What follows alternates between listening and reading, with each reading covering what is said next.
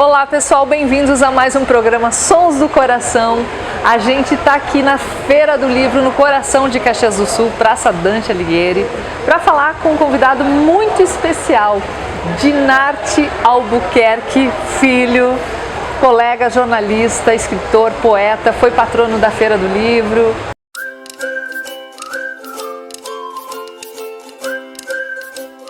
Dinarte, bem-vindo ao programa Sons do Coração de hoje. Muito obrigado, Vivi. É um prazer estar conversando contigo, né? A gente se perde, se encontra muitas vezes, de repente se afasta também, né? Por uma série de circunstâncias.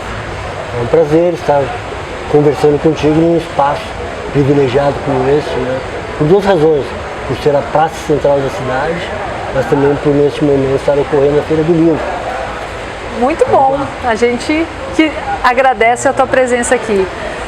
Dina, posso te chamar assim? Por causa dos bancos acadêmicos. Isso. Vamos começar essa história falando da teu ingresso, de repente, no jornalismo. Foi antes? O escritor veio antes ou depois? Na verdade, o escritor, eu comecei a escrever antes de entrar ingressar no jornalismo. Mas eu me assumi como escritor muito depois de me assumir como jornalista, né? Mas enfim, em 88 eu comecei no jornalismo, depois de passar um breve período numa agência de publicidade. E aí havia uma vontade de escrever, embora indefinida, de saber qual seria uma profissão que poderia assim, me garantir algum futuro, alguma sustentação, né? Já era duvidosa a condição de receber ou de se sustentar a partir da escrita, né, naquela época. Mas, enfim, eu não sabia bem exatamente o que viria a partir deste meu desejo de escrever. Aí alguns amigos montaram uma agência e me convidaram para ser redator. Aqui em Caxias? Aqui em Caxias, a CAZ Propaganda. Foi meteórica, assim, a existência dela. Mas, enfim, ali naquele espaço de trocas, de informação, de formatação da escrita, inclusive, né? Eu comecei a ter algum conceito mais definido também sobre o que seria essa escrita. E no final do ano, daquele ano, eu ingressei na Folha de Hoje. Foi um jornal memorável de Caxias. A gente estava recordando algumas coisas, né, Dina? Jornal impactante, assim, né? Com uma redação dos sonhos, né?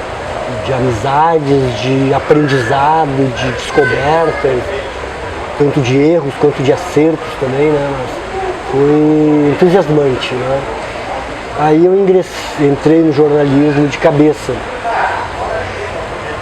E aí as coisas tomaram esse rumo jornalístico. Eu me imaginei a vida inteira sendo jornalista, né? Trabalhando em redação. Imaginei me aposentando como jornalista de redação. Não via outro universo depois que eu conheci outras possibilidades de atuar como jornalista. Mas sempre me vi como de redação. Só que também as redações mudaram, né, cara? Muito. Tipo, mudou tudo, né? Dina, você passou por várias editorias dentro de jornais, assim, polícia? Como é que foi o teu trabalho? Então, como aprendiz, né, inexperiente total da linguagem, da prática jornalística, eu comecei cobrindo buraco de rua, né, como se diz.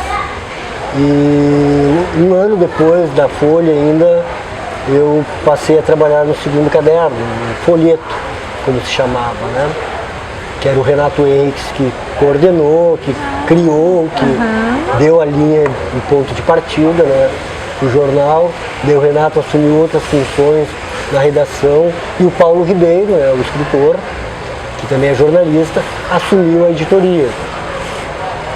E aí, era um caderno de cultura? Um caderno de cultura. Folheto, Cultura e Lazer era o nome.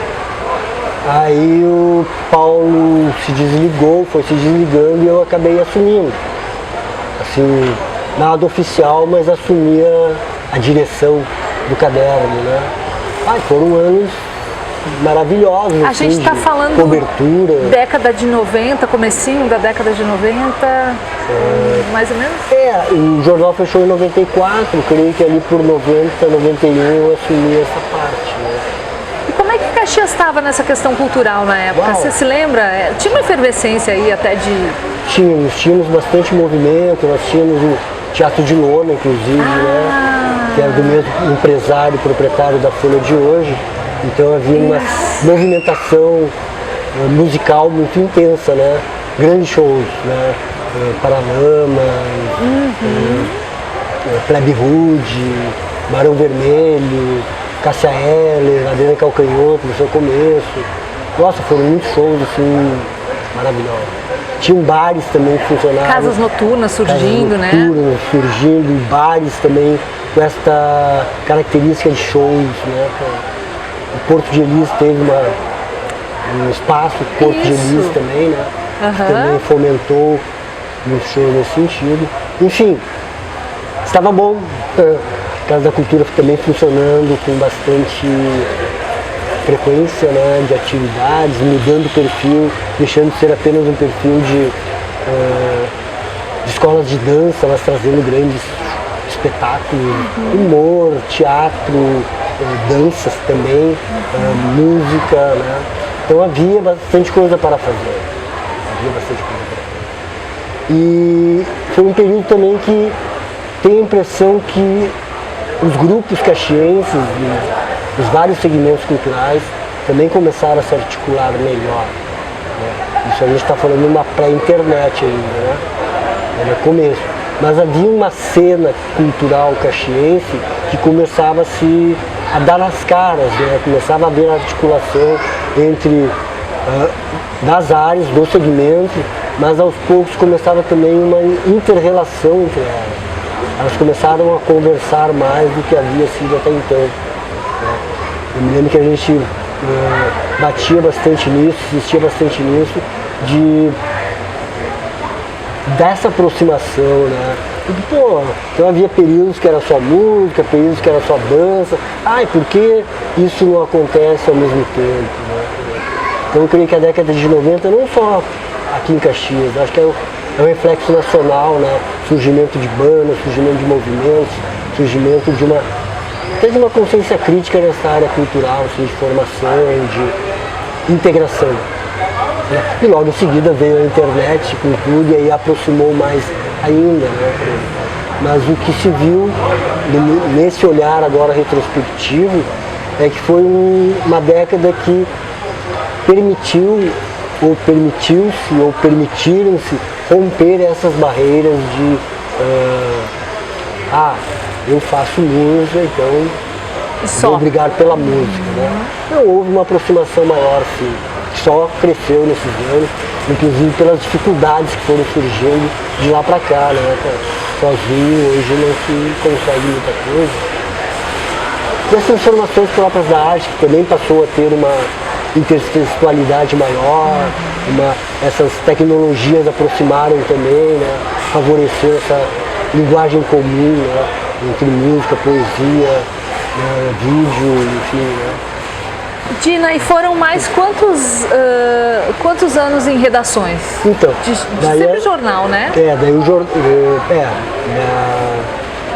embora eu tenha feito alguns programas de rádio, participação em televisão, né, com programetes sobre literatura, sobre cinema, mas o chão mesmo era de redação.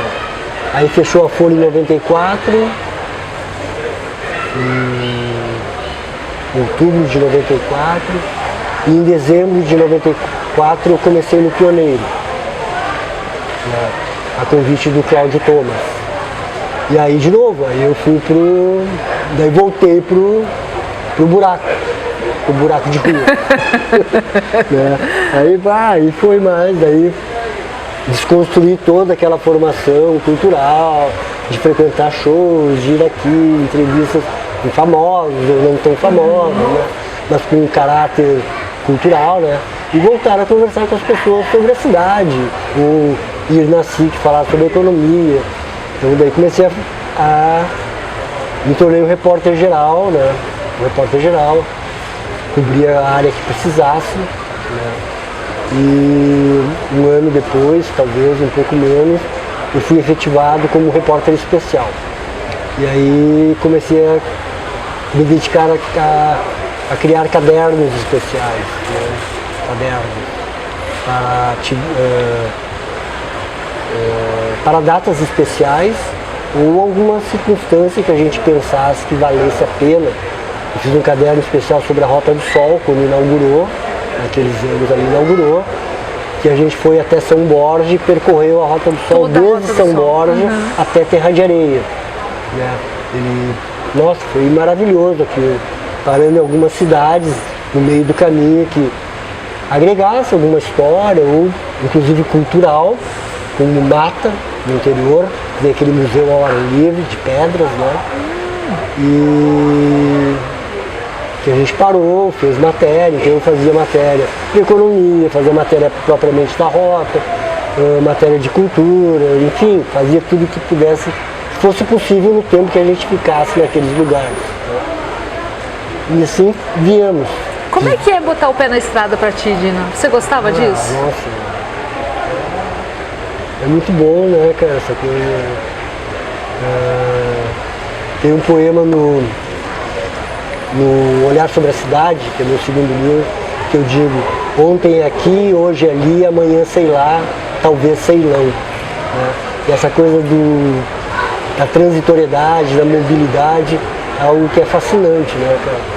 A gente teve esse problema de ficar em casa, de ficar restrito, de ficar alheio a uma série de movimentos ou de circulação, que foi bastante reeducadora, no sentido de a gente ter que mudar nossos hábitos e, de certa maneira, deprimente, né, cara? Porque essa mobilidade, ela afeta a gente, mesmo que a gente não se dê conta, mesmo que a gente não conte com ela para a nossa sobrevivência, né? Que seja algo normal, sim, eu viajo, eu sou vendedor, e às vezes perde aquela alegria, né? Mas eu gosto muito de me movimentar, eu gosto muito de caminhar pela cidade, ou pelas cidades. E as cidades que a gente ia e tinha que dormir, né, para retomar a viagem no dia seguinte, eu sempre dava um jeito de dar uma escapada e fazer a minha caminhada para conhecer a cidade. Você acha que caminhando a gente conhece mais os lugares? Sem dúvida. De Nath, do que dentro de um carro, dentro de um ônibus? Sem dúvida, sem dúvida. Há uma possibilidade interativa muito maior, né?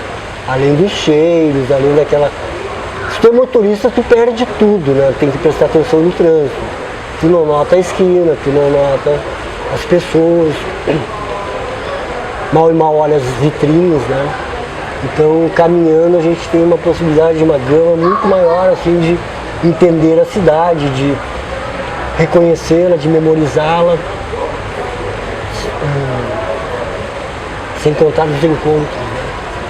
Dinarte, você comentou que você já escrevia, né, como algumas poesias, mesmo nesse tempo de redação. Eu quero saber daí como é que surge o escritor, o poeta, e lembro de várias poesias suas da Rua da Maesa, que foi a rua onde eu nasci.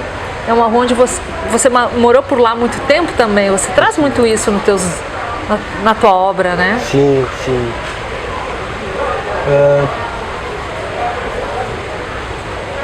Em 85, de 85 a 88 eu trabalhei num banco, antes de entrar na comunicação. E nesse período eu tenho o banco como uma referência porque era justamente algo que fugia um pouco daquele formato, né? E eu escrevia e mimeografava meus escritos. Não era nem xerox, era mimeógrafo. E eram textos longos, não eram poemas ainda, porque a poesia foi algo difícil de ser assumida, né? Porque a poesia eu acho que tem uma responsabilidade muito grande na escrita, no compartilhamento, enfim, é uma pessoal. Daí eu escrevia prosa, mas uma prosa já com algo poético, entendeu? Na busca dele, né? Era uma escrita muito inspirada nos surrealistas, né? Sem pontuação, sem parágrafo, e os pensamentos iam um fluxo constante e meio sem controle. E aí, Dina, você mimeografava em casa? Em casa. Fazia esse processo em casa? A mãe é professora, né? Professora, sim. então ela tinha memória. Era o computador, né? O notebook. A impressora da época. E aí eu fazia algumas cópias daquilo, três textos ou 4 textos ali, cortava e tudo mais, papel jornal, às vezes o papel jornal absorvia demais, né? Então procurava não, mas era caro o papel difícil, enfim, né? Uma série de coisas. Mas distribuía, ou deixava no banco da praça com uma pedrinha em cima, um bolinho, ou ia no cursão pré-vestibular, que era aqui na praça naquela época, deixava mais um pouquinho, ou ia deixando com as pessoas. E eu usava um pseudônimo, que é quase parecido com Dina, que era Dinos, que era um apelido que eu tinha entre os amigos da época, né? E... Você entregava pessoalmente? Às vezes? Isso eu nunca tinha ouvido falar disso, dessa história sua. Não sei se eu falei muitas vezes. Foi as minhas primeiras experiências assim de... Claro, eu não me expunha, porque ninguém sabia exatamente quem era, né? A Dinos, enfim. Né? Mas era a maneira de eu começar a criar uma coragem, talvez, de me expor, né? Expor aquilo que eu pensava. Claro, no banco o pessoal sabia, eu distribuía, todo mundo sabia quem era, né? Mas enfim, era um grupo, eram amigos, trabalhávamos juntos. Né? E aí as coisas foram, continuaram. Daí apareceu o jornal, aí assim, mas eu entrei com o meu outro pseudônimo, né, com o meu outro nome, que era o Dinarte de Borba e Albuquerque, que é resultado de umas outras engembrações lá, místicas, né? Que aí tá aí, mas esse nome ficou fortalecido, fiquei conhecido por este nome. Né? Em 91, eu publiquei, junto com a Fátima Martinato, o primeiro livro, o Romã. Né? Só que antes do Romã, em 89, eu ganhei um concurso literário anual de Caxias do Sul. Com poesia? Com 3 poemas. Poemas. Com 3 poemas. E aí foi a primeira vez que meu nome apareceu como poeta. Entende? Então, até ali, meu nome não aparecia como poeta. Não aparecia como escritor, ou como aspirante, ou como, enfim. Eu apenas escrevia, assinava com pseudônimo e saía. Em 89 saiu como Dinarte de Borba e Albuquerque. Sabe? Isso se manteve até recentemente, né?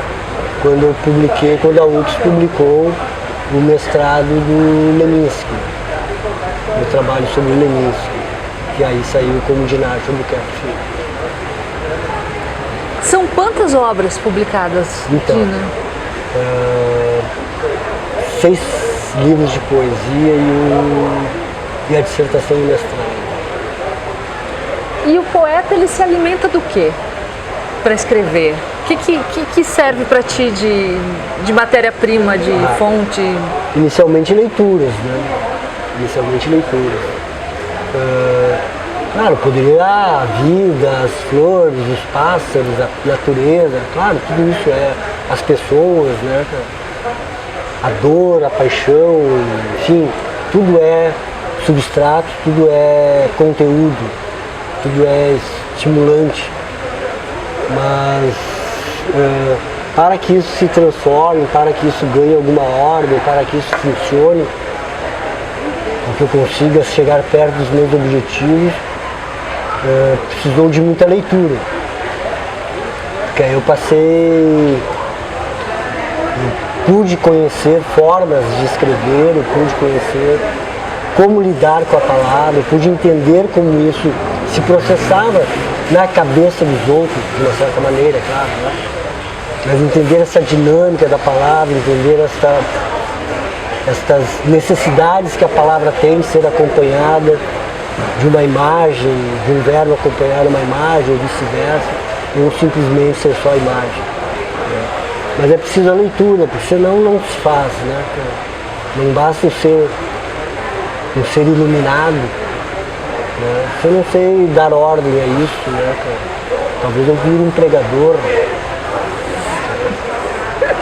Eu preciso escrever. Escrever é preciso ler. Tem um cara, eu lembrei o nome dele logo no começo, depois eu nunca mais lembrei, nunca mais encontrei isso, que ele dizia, um mexicano, ele dizia que escrever é a vingança de quem lê muito.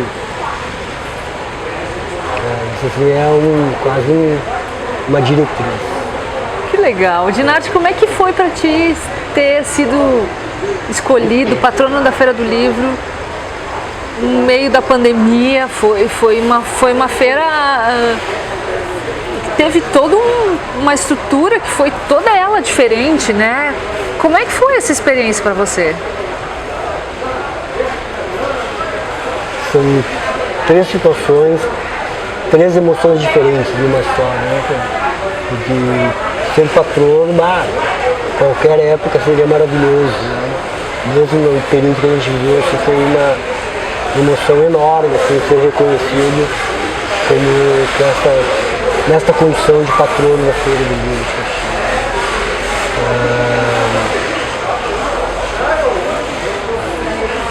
Quando isso aconteceu, fiquei naquela, tá, e agora, né?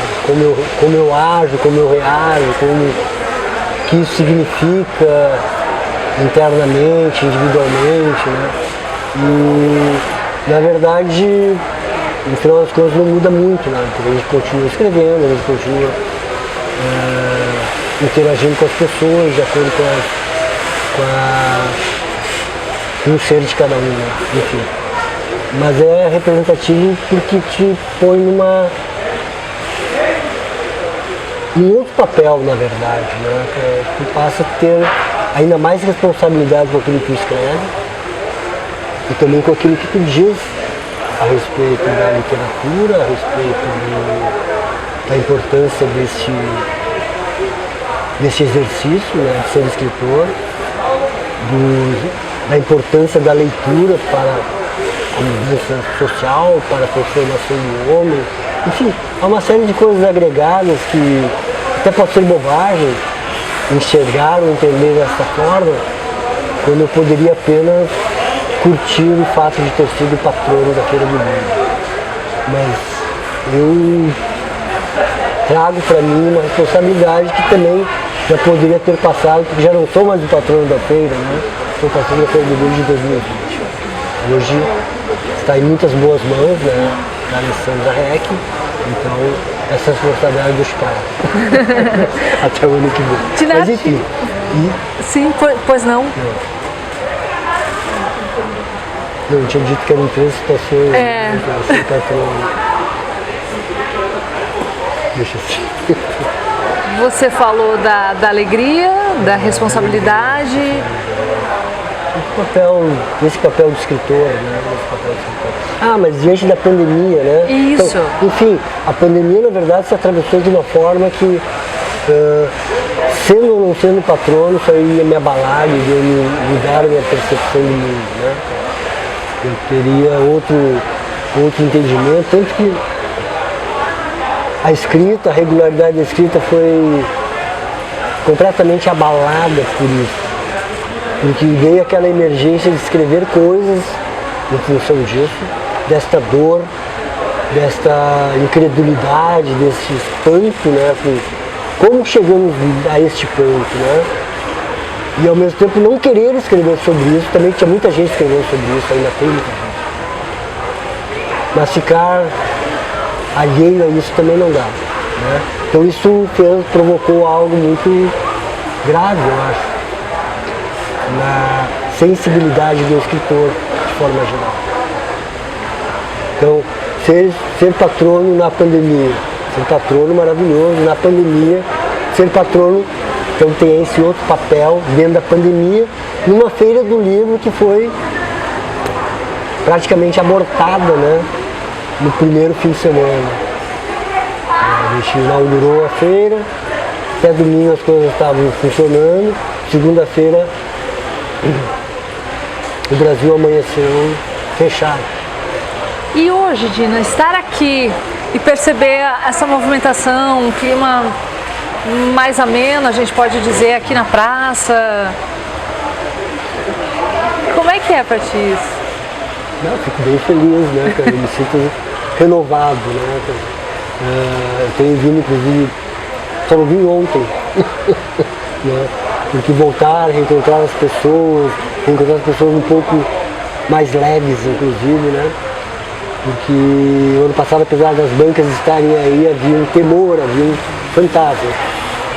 Este ano há um pouco mais de leveza, há todos os cuidados, há toda a preocupação, né? A gente não passamos por isso ainda, mas dá para perceber algo diferente, algo, não vou dizer que é esperança, porque não sei se cabe esperança ainda nisso, né?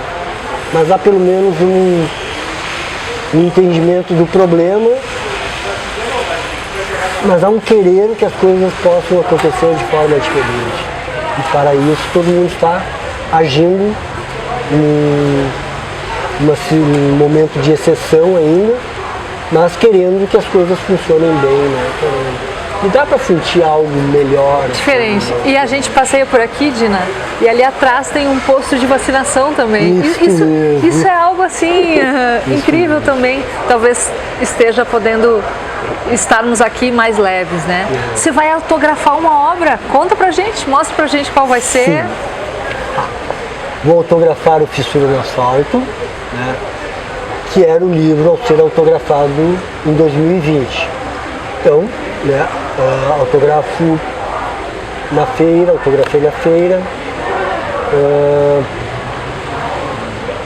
trazendo um tanto de coisas que aconteceram nos anos anteriores a este 2020, quando não tínhamos este impacto, quando vivíamos uma outra realidade, quando a poesia tinha uma outra intenção e outras inter-relações, né, com a cidade, sempre. Você lê um trecho para nós? Alguma? Não sei se você chegou a separar. Trouxe os óculos que eu sei, pelo menos. Né? Eu tenho vários separados, né, cara? E abri, né? Ler sobre Praça Dante. Noite cheia de graça. Estranha é a lembrança que assoma e assombra os passos na praça sob o olhar do guarda, sob o olhar de Dante. Noite cheia de encantos, escassos espantos e sereias no mar de concreta solidão, que reenvolve o passado e devolve o presente em forma de luz na escuridão. Uau! Que lindo, Dinati, bacana. E você tá com uma editora também, né? Sim. Que, aliás, a sua dica de livro... Eu tenho lido editora já há algum tempo, voltada principalmente para autores caxienses ou da região. Né? Um trabalho assim bem de formiguinha, mas bem próximo do autor, né? Trocando ideias, querendo entender o que eles pretendem, o que eles querem realmente, com orientação, inclusive, sobre como chegar ao leitor também, né? Vamos dizer assim, com a experiência que eu tenho com os meus livros, com as oportunidades que eu tive de participar de outras feiras ou de palestras, de oficinas, né?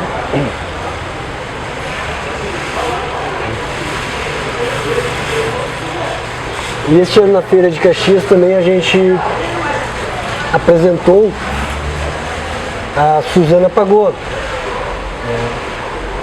com Lugares que Esperam. A Suzana foi professora da UX também e tem experiência em outro tipo de texto, na área da crônica, dos contos, né? É a estreia dela na poesia, é a estreia dela e, puxa, foi um prazer assim, acompanhá-la. Ela tinha muitas dúvidas, muitos temores, né? Porque a poesia aparentemente é algo fácil de fazer e na verdade não tem nada de facilidade, né? Principalmente como eu falei antes, dessa responsabilidade que a gente tem com o uso da palavra, né? Como jornalista tu sabe bem disso, né? E a poesia, ela implica em tocar em alguns sentimentos, né? Pelo menos a gente tem a pretensão de chegar no leitor por um viés mais emotivo, bastante subjetivo, e então, puxa, não é bem assim, né? Penso, simplesmente, tá, vamos lá, ok? Até tem aqueles que gostam disso e acham que também funciona, né? Eu penso outra coisa, ok? Né?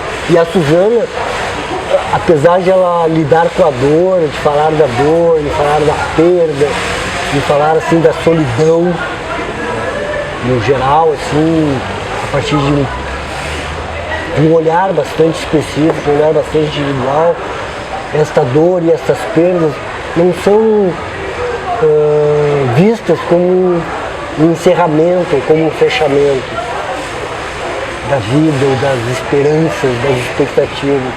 É realmente algo assim para ser experienciado e a partir dessas experiências enxergar as coisas de uma outra maneira, né?